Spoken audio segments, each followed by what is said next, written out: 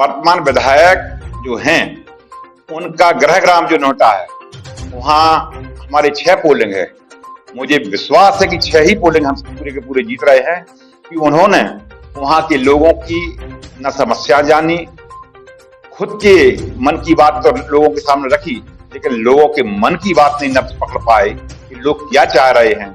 भ्रष्टाचार में लिप्त हैं, ट्रांसफार्मर हमारे जलते हैं तो 6-6 महीने लगते हैं। नमस्कार, आप देख रहे हैं आजाद समाचार। मैं हूं चंद्रभान सिंह लोधी। आज हम चुनावी चर्चा में बात करेंगे हाल ही में प्रत्याशी घोषित हुए कांग्रेस से छप्पन जबेरा के पूर्व विधायक प्रताप सिंह लोधी जी से। इस चर्चा में हम पूरा चुनावी एवं मध्य प्रदेश और क्षेत्र से लेकर मध्य प्रदेश तक की बातें करेंगे। तो सबसे पहले हमारे आजाद समाचार चैनल में आपका स्वागत। आजाद समाचार के समस्त दर्शकों का मैं हृदय से स्वागत करता हूं कि आप सब लोगों ने आज ये मौका दिया कि मेरी आवाज जनता के बीच तक पहुंचे। इसके लिए मैं सबको शुभकामना देता हूं। क्योंकि अब चुनाव होने वाले हैं और 17 तारीख को मतदान भी हो जाएगा और आपको अभी हाल ही में टिकट मिली है। मुझे लगता है कि टिकट मिलने के बाद ही मेरा आपका पहला इंटरव्यू होगा। आप इतना लेट हो गए, मतलब टिकट मिलने में, और कांग्रेस ने इतनी देरी कर दी, इसकी वजह क्या रही? सबसे पहले हमारा यही सवाल है। कांग्रेस ने देखिए बिल्कुल समय पर टिकट दी है। पूर्व में भी जब चुनाव घोषित होता है, इलेक्शन कमीशन ने जब चुनाव घोषित किया तो हमारे पार्टी शीर्ष नेतृत्व ने तैयारी तो हमारी 1 महीना पहले से थी और तैयार थी लिस्टें, और एक सही मुहूर्त पर उन्होंने परमा के दिन इस 144 सीटों के लिए नाम घोषित किए हैं। मैं शीर्ष नेतृत्व का, माननीय कमलनाथ जी का, दिग्विजय सिंह जी का, अरुण यादव जी का, भूरिया जी का एवं समस्त नेताओं का दिल से धन्यवाद देता हूं, आभार व्यक्त करता हूं कि आपने मुझ पर विश्वास व्यक्त किया। आप चूंकि यहाँ से पूर्व विधायक रह चुके हैं, इसके पहले आप ही यहाँ से विधायक थे, बाद में फिर से चुनाव हुआ जब 18 में, तो आप 2-2.5 हजार के करीब से वर्तमान विधायक धर्मेंद्र सिंह लोधी के से हार गए। इसके बाद में फिर से आपने जिस तरीके से 1 साल पहले से क्षेत्र में जो भूमिका निभाई है, बिल्कुल सक्रिय रहे। क्या आपको बिल्कुल विश्वास था कि आपको ही टिकट मिलेगी? नहीं, देखिए हमारा राजनीतिक जीवन, जब से मैंने पढ़ाई करने के बाद राजनीति में आया हूँ 1994 में, तो 1994 से लगातार हम लोग अपने जिले में, अपने क्षेत्र में सक्रिय रहे हैं कांग्रेस की राजनीति में। तो हमारा चुनाव हारने के बावजूद भी हम और फील्ड में तो जा नहीं सकते थे। हमारा जीवन निकल गया राजनीति में, लोगों के बीच में रहने का, इसीलिए हम लोगों ने कंटिन्यू रखा। हमको ये नहीं था कि हमको टिकट मिलेगी नहीं मिलेगी, लेकिन लोग जब हमसे फोन करते हैं कि हमारे यहाँ ये समस्या आ जाएगी, तो उसको हमको जाना पड़ता है, और हम दिल से ही लोगों के बीच में गए हैं और दिल से लोगों का प्यार मिला। और साथ में इसी प्यार के कारण आज पार्टी के लोगों ने हम पर विश्वास किया और क्षेत्र की जनता ने जो विश्वास व्यक्त किया, और वही सर्वे के माध्यम से जो हमारा शीर्ष नेतृत्व को आपका सर्वे की रिपोर्ट पहुंची है, उस आधार पर हमको टिकट घोषित की गई है। सर्वे तो आजाद समाचार ने भी किया था, तो आप ही का नाम अव्वल रहा था, तो उसके बाद आपको ये टिकट भी मिली, तो इस पर आप क्या कहना चाहेंगे? मैं तो नए युवाओं के लिए जो राजनीति के फील्ड में जाना चाहते हैं उनको भी मैं कहना चाहूंगा कि कभी ना भोपाल की ना दिल्ली की चक्कर मत लगाओ। यदि आपको सेवा करना है तो अपने क्षेत्र में रहकर, लोगों के बीच में रहकर, लोगों के दुख दूर कीजिए, उनकी समस्याओं को उठाइए, अच्छा प्लेटफॉर्म दीजिए, और उनकी समस्याओं को हल करने में यदि आपने रुचि ले दी तो कोई ताकत नहीं, क्योंकि सर्वे में भी आएगा नाम, और ऊपर के नेता अपने आप आपके लिए बुलाकर आपको टिकट देने के लिए बाध्य होंगे। आप 2013 का चुनाव जीते, उसके बाद में 5 साल तक आपने यहाँ शासन किया, भले ही कांग्रेस की गवर्नमेंट नहीं थी। लेकिन जब 2018 का चुनाव हो रहा था, भारतीय जनता पार्टी ने एक ऐसे चेहरे को टिकट दी थी कि आपके और भी लोगों के हौसले बुलंद हो गए थे कि अब तो हम चुनाव जीत जाएंगे, क्योंकि वॉक ओवर टाइप का मिल गया था। फिर वो क्या वजह रही कि आपको भले ही कम अंतर से हारना पड़ा? क्या वजह रही? वजह ये होती है कि जब जो हमारे बीच का ही व्यक्ति, जिसके लिए हम लोग साथ में राजनीति करते थे, उनके पिताजी के साथ में राजनीति की, और उनका बेटा स्वर्गीय रत्नेश सालूमन जी का बेटा जब खड़ा हो गया हमारे बीच में, तो 12,000 वोट जब वहां चली गई, तो स्वाभाविक है जब हमारे बीच का, हमारे परिवार का, कांग्रेस परिवार का यदि कोई आदमी खड़ा होगा, तो वो ऑटोमेटिक है कि उतनी वोट कम होने के कारण हम लोग हार गए। और लेकिन पूरे क्षेत्र में नहीं, हमारे आखिरी राउंड में एक एरिया विशेष को न कवर किया और वहां से हम लोग थोड़ा पिछड़ गए। इस कारण हम लोग 3,500 वोटों से करीबन हम हार गए। सुना है कि आपके राजनीतिक जो गुरु थे वो स्वर्गीय रत्नेश सालूमन ही थे। देखिए, हमारे बहुत अच्छे मित्र थे, हमारे गुरु कहें कुछ भी कहें, क्योंकि प्रथम प्रवेश उन्हीं ने करवाया था राजनीति में, ना मेरी खुद इच्छा नहीं थी राजनीति में आने की। तो उनका भी मैंने नेचर देखा कि जो एक उनकी समाज नहीं थी इस क्षेत्र में, 5-6 लोग हैं उस समाज के, लेकिन उन्होंने हर समाज के लिए साथ लेकर काम किया और लोगों में ये एहसास होने दिया कि हर व्यक्ति ये बोलता था कि वो हमारे लिए चहेते हैं, हमारा गांव के चहेते हैं। ये उनसे मैंने बहुत कुछ सीखा और वही सीखने के बाद मैंने भी अपने राजनीतिक जीवन में ना मैंने समाज न जाति, मैंने उन लोगों के लिए चुना जो गरीब हैं, जिनको शासन की जरूरत है। ऐसे लोगों तक पहुंचने की मैंने भी कोशिश की और वही हम लोग उनके जो उनके पदचिन्ह थे काम करने के, उसी को मैं आगे बढ़ा रहा हूँ। आरोप आरोप आप पर ये भी लगे थे कि जब उपचुनाव हुआ था, स्वर्गीय रत्नेश सालूमन का जब निधन हुआ तो उसके बाद उनकी बेटी को टिकट मिली थी, तो आप पर भी आरोप लगे थे कि आपने सही से काम नहीं किया।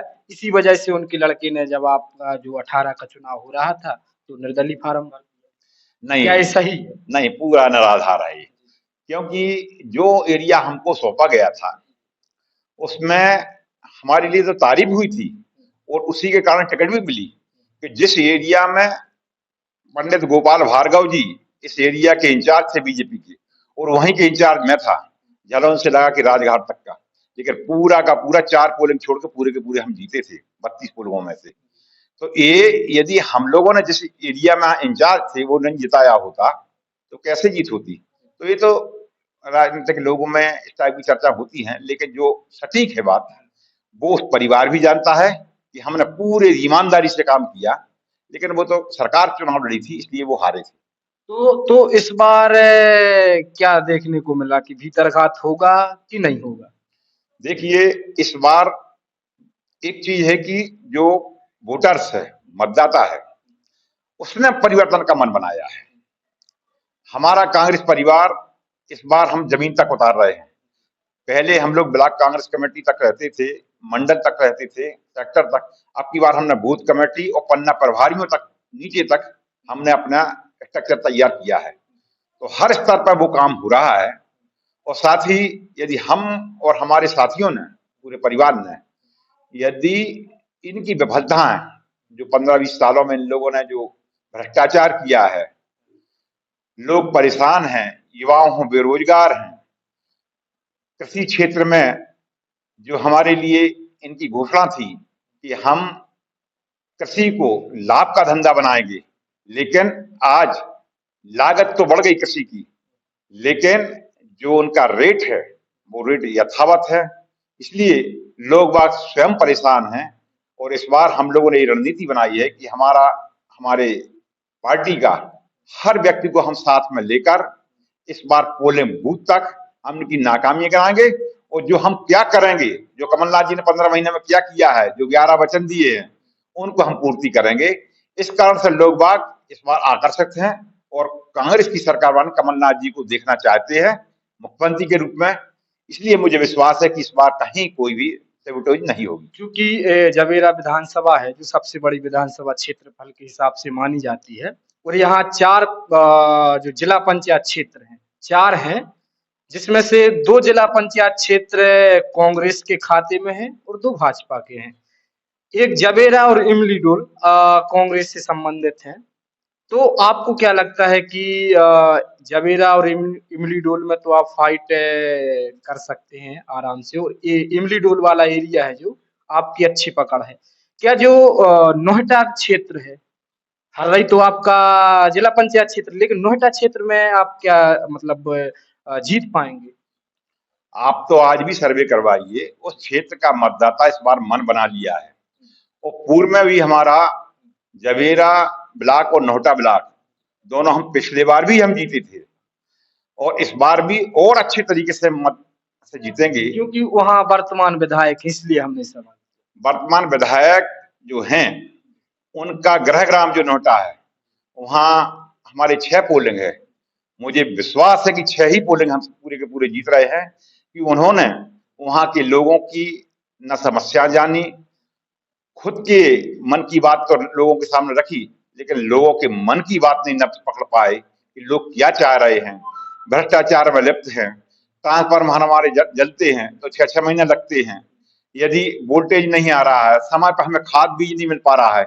इन समस्याओं को यदि हल करवाने में यदि उनकी रुचि होती तो आज स्थिति ये नहीं होती। लेकिन विधायक समेत लोग तो ये कहते हैं कि अभी तक के कार्यकाल में आजादी के बाद सबसे ज्यादा काम करने वाले विधायक धर्मेंद्र सिंह।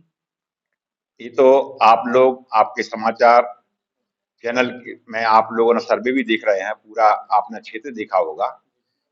जो पूर्व में केवीएल गुरु और स्वर्गीय रत्नेश सालू ने जो स्ट्रक्चर खड़ा किया था हमारे जबेरा विधानसभा का, ना कोई सड़कें थी। हमारे 50% गांव तो ऐसे थे जो 2000 तक पहुंच भी नहीं थे। उनमें पुल पुलियां रोड बनाने का काम यदि किया है तो स्वर्गीय रत्नेश सालू ने किया है। बड़े बड़े डैम बनवाए, और कुछ रोड जो गुरुजी के टाइम पे थे उनका स्ट्रक्चर वर्क था, लेकिन उसके लिए गिट्टीकरण, उनका डामरीकरण करवाने का काम यदि हम लोगों ने किया है तो कांग्रेस परिवार के लोगों ने किया है।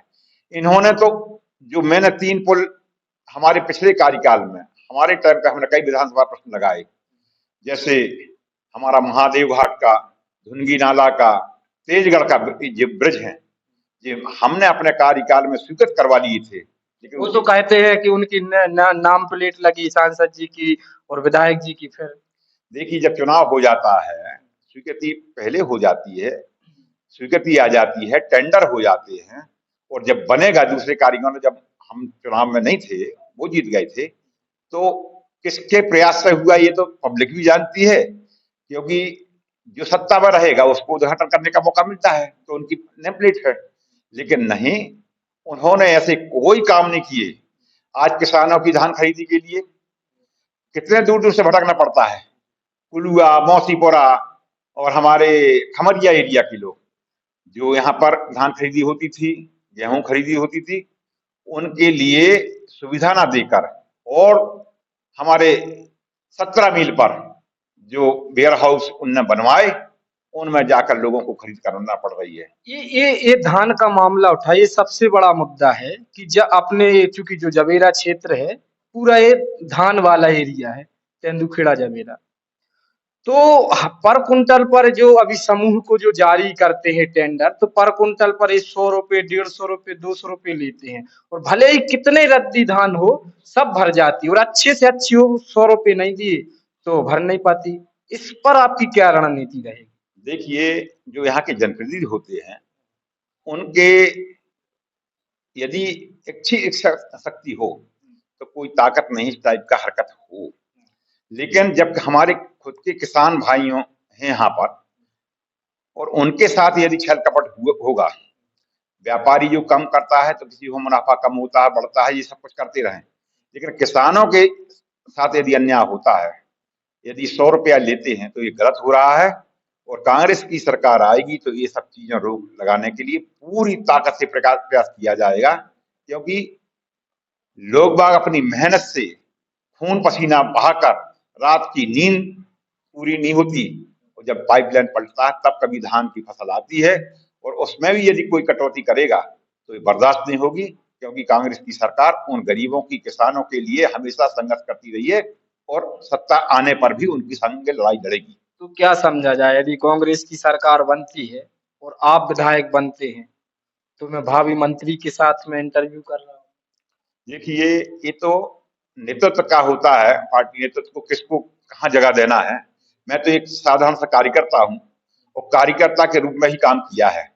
मैं ना कभी पूर्व विधायक मानता हूँ, ना आज प्रत्याशी बना दिया है, तो मैं कार्यकर्ता की हैसियत से ही काम करूंगा और लोगों को साथ में लेकर मतदाताओं का विश्वास जीतकर ही, और मतदाताओं का विश्वास यदि हमको प्राप्त होगा तो क्षेत्र के विकास के लिए पूरी ताकत से, चाहे किसानों की समस्या हो, या व्यापारियों की समस्या हो, चाहे मजदूरों की समस्या हो, या हमारे युवाओं की जो चले जा रहे हैं, उनके माँ बाप पढ़ाई करवाते हैं लेकिन उनके लिए ओवर एज होती है, तब भी उनको नौकरी के लिए कहीं जॉब नहीं मिलता है। इन सब के लिए संघर्ष करूंगा और जवेरा की बात मैं हमेशा पुरजोर तरीके से विधानसभा तक उठाऊंगा और उनको मनवाने की कोशिश करूंगा। युवाओं में पलायन की सबसे ज्यादा समस्या है, क्योंकि इस क्षेत्र में रोजगार भी नहीं है। दमोह जिले में एक फैक्ट्री है, वहां तो फिर भी रोजगार कहने को है, लेकिन जो स्थानीय लोग हैं उनको नहीं रखते हैं। लेकिन जवेरा में कोई ऐसा बड़ा कारखाना नहीं है। यदि आप की सरकार बनती है तो इस पर क्या करेंगे? देखिए, ये तो जब सरकारें बनती हैं तो संभावना तलाश करते हैं कि यहाँ रॉ मटेरियल किस चीज का है, कौन सी चीजें संभावना हो सकती हैं। तो हमारे कमलनाथ जी खुद उद्योगपति हैं और उनको इन चीजों में बहुत रुचि है। और जब 15 महीने की सरकार आई थी तो गैसाबाद के लिए भी उन्होंने एक उद्योग लाने की कोशिश की थी और वहां बन पर, भी गई वो फैक्ट्री। हाँ, तो ये प्रयास जब जब भी कांग्रेस आएगी करेगी। हमको भी हमारी अपार संभावना है कि संग्रामपुर एरिया में, वहां पर भी हमारा सीमेंट का पत्थर उसके नीचे है, जमीन के नीचे। तो इन चीजों को संभावना हम लोग तलाशेंगे। यदि ये होगा तो हम लोग केंद्रीय नेतृत्व के सामने रखेंगे और कोशिश करेंगे कि हमारे यहाँ के युवाओं के लिए जो रोजगार यहाँ मिले, उनके लिए उद्योग स्थापित हों। किस रूप में करेंगे, हम कद नहीं हो पाएंगे तो छोटे उद्योग हम लोग स्थापित करेंगे। जैसे हमारे यहाँ बीड़ी उद्योग था, पूरे दमोह जिले में बीड़ी उद्योग सागर दमोह जिले में चलता था। बीड़ी से ही हमारे सामान्य व्यक्तियों के घर तक हमारी माताएं बहनें उस बीड़ी के माध्यम से ही अपना रोजगार चलाती थी। लेकिन अब बीड़ी उद्योग धीरे धीरे कम हुआ, तो हम उसकी वैकल्पिक व्यवस्था के लिए हम लोगों का प्लान है, चाहे अगरबत्ती उद्योग हो, साबुन उद्योग हो, या और भी चीजें हैं, दोना पत्तल वगैरह हो। हम इन चीजों के लिए बहुतायत में कच्चा माल उपलब्ध कराने की कोशिश करेंगे उनको, और अच्छे रेट में उनका सामान यहीं उपलब्ध हो, उसको ऐसे ही हम लोग कोशिश करेंगे कि उनका सामान यहाँ बिके, जिसमें कि उनको रोजगार घर में ही प्राप्त हो सके। क्योंकि जो अपना बुंदेलखंड क्षेत्र माना जाता है, और यहाँ आप जवेरा विधानसभा में एक तो सिंगौरगढ़ है जो माना हुआ क्षेत्र है, ऐतिहासिक सिंगौरगढ़ हुआ। और धार्मिक स्थल की बात करें तो खर्रा घाट धाम है। यदि आप आए, सरकार में आए और सत्ता में आए, तो खर्रा घाट के लिए क्या करें? क्योंकि इस क्षेत्र का जो धार्मिक सबसे बड़ा स्थल है, बांदकपुर के बाद जिले में खर्रा घाट माना जाता है। बिल्कुल अच्छा प्रश्न किया कि खर्रा घाट वास्तव में हमारे दमोह जिले का बांदकपुर के बाद दूसरा हिंदुओं का सबसे बड़ा तीर्थ मान है, या बहुत बड़ा मेला मान है। यहाँ पर लोग बाग वर्षों से, हमारी कई पीढ़ियों से हमारे लोग बाग यहाँ श्रद्धा से वहां आते रहे हैं, और जनवरी माह में बहुत विशाल मेला वहां लगता है। हम उसके सौंदर्यीकरण के लिए, क्योंकि वहां जमीन का थोड़ा मसला चल रहा है, उसको हम सुलझाने की कोशिश करेंगे और वहां इतना अच्छा डेवलप करने की कोशिश करेंगे इन 5 सालों में, यदि यहाँ की जनता ने एक बार मौका दिया। क्योंकि हमारे इस क्षेत्र के लिए धार्मिक दृष्टि उससे अच्छा स्थान कोई हो नहीं सकता। उसको कॉरिडोर के लिए निर्माण करेंगे और ऐसा व्यवस्थित बनाएंगे कि व्यापारी भी अपने आप खींचे चले जाएं और लोगों का विश्वास भी उस मेले में हो। ऐसा हम लोग वातावरण बनाने की कोशिश करेंगे, एक बार यदि साथ यहाँ की जनता ने दिया तो। चूंकि अभी चुनाव जब होंगे, आपका प्रचार शुरू हो जाएगा, आप कांग्रेस से, लेकिन आप अपना सामने किसको इतना अच्छी पकड़ रखने वाला प्रत्याशी मानते हैं कि जिससे आपको ये डर हो कि कुछ हो ना जाए, ऋषि या धर्मेंद्र सिंह? देखिए, हम लोग चुनाव लड़ते हैं बीजेपी से, हम कांग्रेस के प्रत्याशी हैं। सामने कौन आएगा इसकी कोई परिवार कभी नहीं हुई। ये तो उनकी रणनीति है कि उनको किसको लाना है, लेकिन हमारी रणनीति यदि हमने कुछ अच्छा काम किए होंगे जनता में, जनता की भलाई में हमने काम किया होगा, जनता की लड़ाई हमने लड़ी होगी, हमने युवाओं के लिए, आदिवासियों के लिए, हमारे अनुसूचित जनजाति भाइयों के लिए, अनुसूचित जाति के भाइयों के लिए यदि हमने काम किया है, उनके सुख दुख में हमने साथ दिया है, उनकी समस्याओं को हमने जाना है, उनकी समस्या हमने 5 साल उठाई हैं, तो हमारे लिए कहीं कोई दिक्कत नहीं होती। व्यक्ति नहीं होता, पार्टी चुनाव लड़ती है, उनका संगठन लड़ता है और हमारा पूरा संगठन तैयार है। और लोग बाग मतदाता साथी भी इस बार पूरे कमर कसे हैं कि सरकार को 15 साल की सरकार ने हमको भ्रष्टाचार दिया है, हमको परेशान किया है, इसको उखाड़ फेंकने के लिए हम लोग कोई कसर नहीं लगाएंगे। हम लोगों को कोई किसी से भी दिक्कत नहीं। मुख्यमंत्री कौन बने, कमलनाथ जी के दिग्विजय से? बिल्कुल, ये आदरणीय दिग्विजय सिंह जी भी बोल चुके हैं और केंद्रीय नेतृत्व भी बोल चुका है। हमारे एक ही नेता है इस बार, कमलनाथ जी, और कमलनाथ जी के नेतृत्व में ही चुनाव लड़ा जा रहा है और कमलनाथ जी इस प्रदेश के मुख्यमंत्री बनेंगे। आखिरी सवाल है कि आप अपने क्षेत्र की जनता के लिए क्या कहना चाहेंगे? हम क्षेत्र की जनता से यही विश्वास दिलाते हैं कि आप इस क्षेत्र के बेटा को, आपके भाई को आप विश्वास कीजिए। मैं आप सबको विश्वास दिलाता हूं कि यदि आपने मुझे आशीर्वाद दिया तो आपकी लड़ाई, आपकी सेवा करने का यदि आपने अवसर दिया तो उसके लिए आपने जिस क्षेत्र में ही बुलाएंगे उसमें उन समस्याओं को जानने के बाद उसको मैं पूर्ण करने की प्रयास करूंगा। और जवेरा विधानसभा हमेशा, यहाँ की समस्याओं को हमेशा विधानसभा के पटल पर रखूंगा और वहां से मनवाने का काम करूंगा। रहा यहाँ सिंचाई के साधन, तो एक कुच्छी तालाब होता है जो तारादेई के आगे है, उस तालाब को मैंने अपने एजेंडे में लिया है और व्यक्तिगत एजेंडा ही है कि इस 5 साल में उसको हम पूर्ण करवाएंगे, उस तालाब को निर्माण करवाएंगे जिससे हमारी पूरी ब्यारमा नदी जिंदा हो जाए। इसी प्रकार एक हमारा गोबरा जलाशय होता है, गोरखा जलाशय, जो हमारे कोड़ा कला के नजदीक है, उसको भी हम लोग बनाने का प्रयास करेंगे। इन दोनों का हमने अपने जो एजेंडा है, घोषणा पत्र है, उसमें व्यक्तिगत में भी लिया है और कमलनाथ जी का पूर्व में भी हम लोगों ने भेजा है। इनको करेंगे। साथ ही हम दोनों नगर पालिकाएं, चाहे नोहटा जो हमारा बड़ा नगर होता है और जवेरा, दोनों नगर पंचायत भी इस कार्यकाल में दिया, यहाँ की जनता ने हमको मौका दिया तो हम इनको नगर पंचायत घोषित करवाएंगे।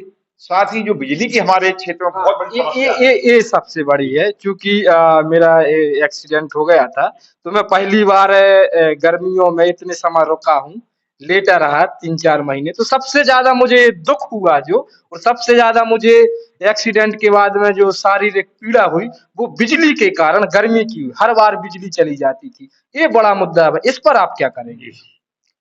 मेरा यही सोच है कि ये 80 के लगभग 1980 में हमारे इस क्षेत्र में लाइनें आई थी। बिजली पहली बार आई थी जवेरा विधानसभा में, उसके बाद थोड़ा थोड़ा विकास होता रहा तो आखिरी गांव तक पहुंची बिजली 2000 तक।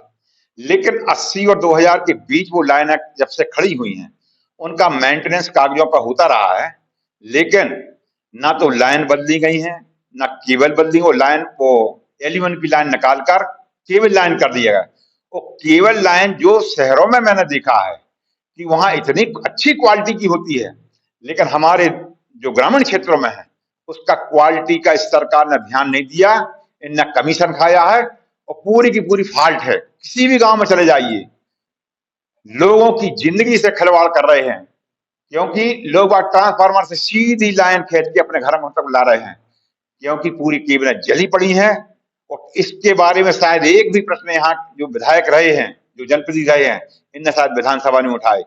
मेरा तो ये कहना होगा कि पूरे मध्य प्रदेश की जो केबल खराब है गांव गांव की, उसको दुरुस्त किया जाए। और ट्रांसफार्मर भी घटिया किस्म के हैं जो अभी बदलो और 6 महीने बाद फिर जल जाते हैं। अच्छी क्वालिटी के ट्रांसफार्मर हों, और यदि 6 महीना 1 साल के अंदर जो जलते हैं तो उस कंपनी ने जिस कंपनी से हायर किया है उसको कंप्लेन करके उसको ही बैन किया जाए। ऐसी हम लोग, यदि सरकार आएगी तो ऐसी व्यवस्था करेंगे। एक सवाल और है, आपको और आपकी पार्टी को और क्षेत्र को एक अच्छा नेता मिल गया था, वो है राघवेंद्र सिंह ऋषि, जो कांग्रेस पार्टी कुछ लोकसभा चुनाव के पहले ज्वाइन की थी। क्या वजह रही कि आप लोग उनको झेल नहीं पाए, या आप लोग उनको मना थपा नहीं पाए, या आपको ये लगता था कि ये आपके प्रतिद्वंदी होंगे इसलिए भेज दो वापस? क्या रहा ये मतलब? एक कभी नहीं होता। देखिए, हर व्यक्ति की अपनी अपनी सोच होती है। हम तो चाहते हैं कि जो भी हमारा कुनबा और बढ़ता जाए, कांग्रेस का कुनबा और बढ़े, नए नए लोग आए, क्योंकि एक उम्र के बाद लोग बागों में परिवर्तन चाहते हैं और हमारे बाद भी परिवर्तन होगा। तो हम भी चाहेंगे हमारा नेक्स्ट पीढ़ी भी कोई जनरेट होके आए। तो ऋषि भैया में भी बहुत अच्छे गुण थे, लोगों से मिलनसार थे, सब कुछ थे, लेकिन उनका व्यक्तिगत सोच है कि लोकसभा चुनाव में तो वो हमारे साथ आ गए थे और आज पुनः उनने क्यों बीजेपी का दामन थामा, क्योंकि पूरे प्रदेश में लहर तो चल रही है कांग्रेस, कांग्रेस। लेकिन इसके विपरीत भी यदि वो उस पार्टी के प्रत्याशी बनने की होड़ में यदि लगे हैं, ऐसा हमको सुनने में आया है। तो मैं चाहता हूं कि वो इतने अच्छे व्यक्ति होने के बावजूद भी उस पार्टी में जा रहे हैं जो डूबती नैया है और डूबती नाव पर सवार होने जा रहे हैं। तो मैं चाहूंगा कि आप उनके जितने भी अनुयायी हैं, उनके साथी हैं, सब लोग कांग्रेस के साथ दीजिए। इस बार कांग्रेस की सरकार बन रही है और कांग्रेस की सरकार बनेगी तो गरीबों की, पिछड़ों की, युवाओं की जो उनने सपने देखे होंगे, उस सपना पूरा करने के लिए मुझे जो प्रत्याशी बनाया गया है, मैं जी जान से मैं कोशिश करूंगा कि उनकी सपने साकार हों। यही मेरे क्षेत्रवासियों को, मतदाता भाइयों की आह्वान एक आखिरी सवाल है, क्योंकि आप लोकसभा का चुनाव लड़ चुके हैं और दमोह लोकसभा क्षेत्र में 8 विधानसभा सीटें आती हैं। आप क्या देखते हैं, 8 में से कांग्रेस कितने जीतेगी? हम लोग तो ये स्थिति में इस वक्त जो टिकटें दे रही है पार्टी, बहुत सोच समझ कर टिकट दे रही है। अभी जैसे हमारे दमोह जिले में 4 सीटों में से 3 सीटों का नाम घोषित हुए हैं और हम ये मान रहे हैं कि तीनों सीटें जीतने की स्थिति में है। और दमोह में भी यही स्थिति है। दमोह की जब भी घोषित होगी वो भी हम चारों सीटें यहाँ की जीतेंगे और हमारे लोकसभा में बाकी सीटें भी, चाहे हमारी देवरी हो, चाहे बंडा हो, और इस बार तो हम रहली और मल्हराज भी जीतने की स्थिति में है। तो इस बार बहुत अच्छा माहौल है क्योंकि जनता खुद परिवर्तन चाह रही है और हमारे जो कांग्रेस नेतृत्व ने जो हमको प्रत्याशी दिए हैं बहुत अच्छे हैं, उन्होंने मेहनत की है और इसका फल हम कांग्रेस के साथ रहेंगे। और कमलनाथ जी को क्षेत्र की जनता उनको मुख्यमंत्री देखना चाहती है, क्योंकि उन्होंने 15 माह में जो काम किए वो काम आज बोल रहे हैं। और आने वाले कल में हम क्या करेंगे वो भी, चाहे 1500 रुपया महीना महिलाओं को देंगे, 500 रुपया हम गैस सिलेंडर के देंगे, बच्चों की शिक्षा के लिए 1 से 8 तक के लिए हम 500 रुपया देंगे, 9वीं और 10वीं वालों के लिए हम 1000 रुपया देंगे और 10वीं और 12वीं के लिए 1500 रुपया देंगे। तो जब ये हमारी इतनी अच्छी घोषणाएं हैं, और बिजली के लिए जो हम लोग भटकते थे, 100 यूनिट बिजली हम फ्री देंगे जो वचन पत्र में है, और साथ में 5 हाथ पावर तक की बिजली का बिल माफ रहेगा। और किसान के लिए इससे अच्छे वचन इतने, चाहे कर्नाटक में हो, चाहे राजस्थान में हो, चाहे हमारे छत्तीसगढ़ में, इन्होंने तो देना शुरू कर दिया है। और कांग्रेस की सरकार बनेगी तो ये सब चीजें यदि हम देंगे तो मतदाता साथी हमारे साथ होगा, कांग्रेस के ऊपर विश्वास करेगा। तो आपने सुना, हमारे साथ में है वर्तमान प्रत्याशी कांग्रेस के 56 जवेरा से पूर्व विधायक प्रताप सिंह लोधी जी। उन्होंने अपने जो कांग्रेस पार्टी की विचारधारा और जो काम करने का आगे की जो रणनीति होगी और जो स्वयं विधायक बनने के बाद में जो स्वयं की रणनीति होगी, उनको बताया है। आप देख रहे थे आजाद समाचार। धन्यवाद।